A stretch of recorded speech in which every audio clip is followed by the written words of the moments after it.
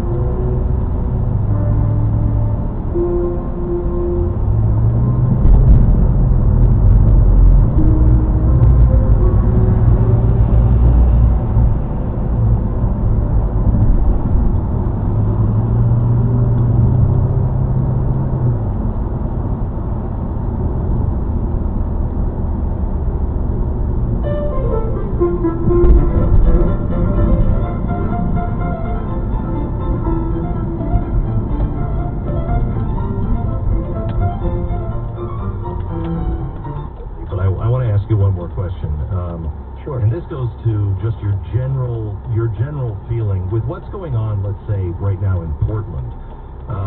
The governor and the mayor, they're screaming that the feds are there and they're kidnapping people in the street, etc., and they want nothing to do with that. Is the president, do you believe, is he right? And I don't want to make this about the president. So if you were president, would you be doing similar things? Are we reacting, or are we overreacting or underreacting on these cities where they don't seem to enforce the law at all?